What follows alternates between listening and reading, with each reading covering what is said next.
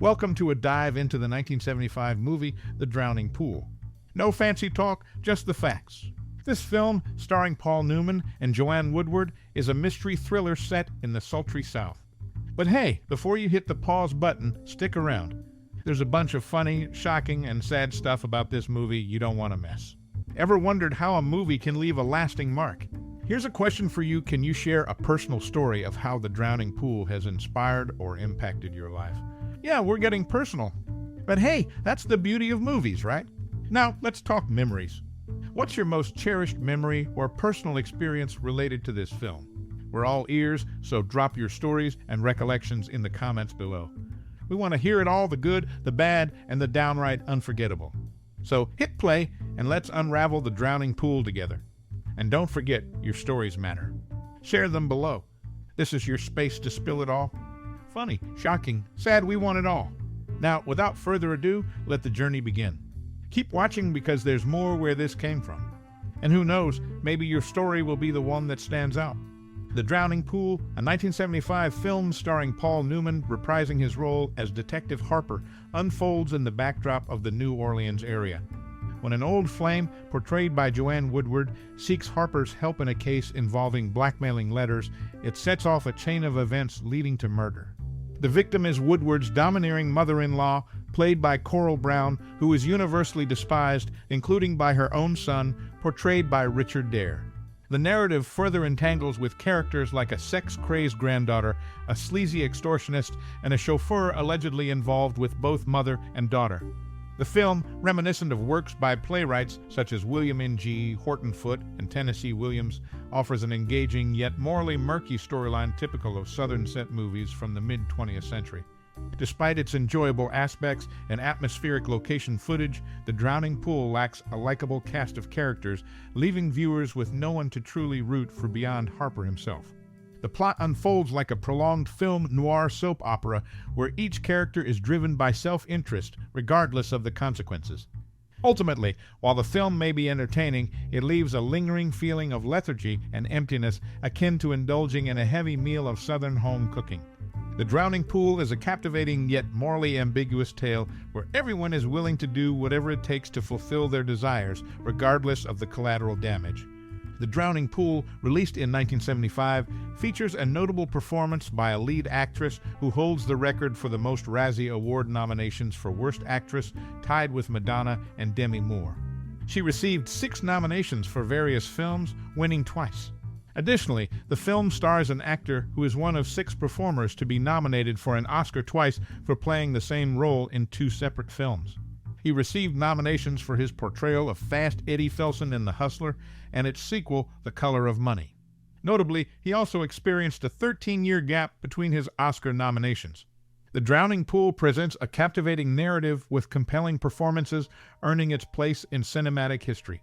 In the 1975 film The Drowning Pool, directed by Stuart Rosenberg, you'll find a stellar cast, including an actor who's been nominated for the Academy Award 9 times.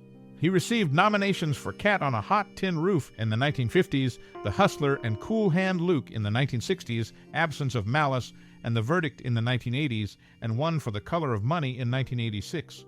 The lead actress in the film received her first Oscar nomination in 1957 for The Three Faces of Eve. During post-production, the director brought in composer Charles Fox to work on the musical score. Fox included his hit song Killing Me Softly with his song in the movie. Interestingly, this song had already been a chart topper 2 years prior, while Fox was working on Rosenberg's earlier film, The Laughing Policeman. Overall, The Drowning Pool showcases the talents of its cast and benefits from Charles Fox's musical contribution. It's a memorable film that captures a significant moment in cinematic history. In 1956, Paul Newman didn't get nominated for an Oscar for his role in Somebody Up There Likes Me. To cheer him up, the producer and director gave him a fake award called the NASCAR. It praised his acting and how he made a bad character likable, which goes against what Abraham Lincoln said about fooling people. In 1974, there were disagreements during the making of The Hot Flashes, so Newman left the project. Virginia Madsen replaced him. In the early 70s, Newman's co-star in The Drowning Pool, Joanne Woodward, became friends with Warren Beatty. They had a short romance, and Woodward tried out for Beatty's movie The Parallax View.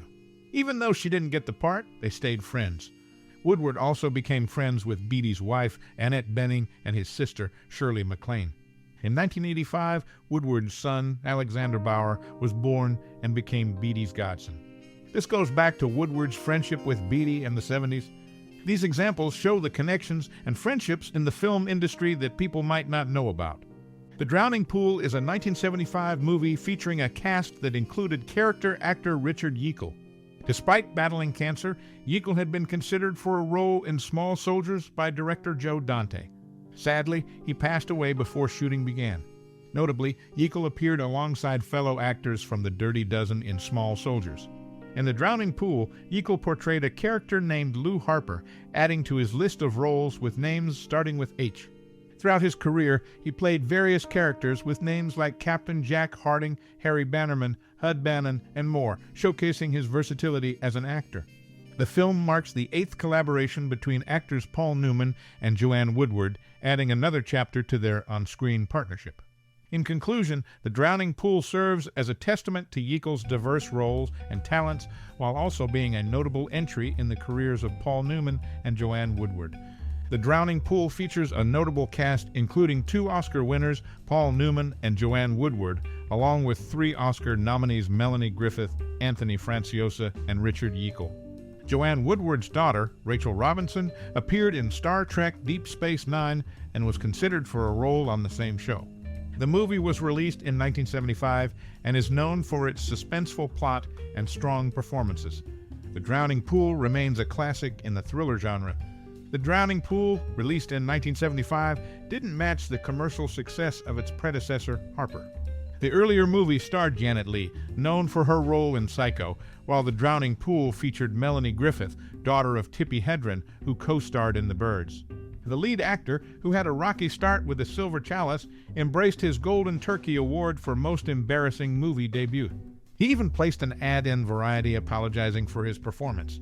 The movie's Hitchcock connection runs deep, with ties to both Psycho and The Birds through its cast.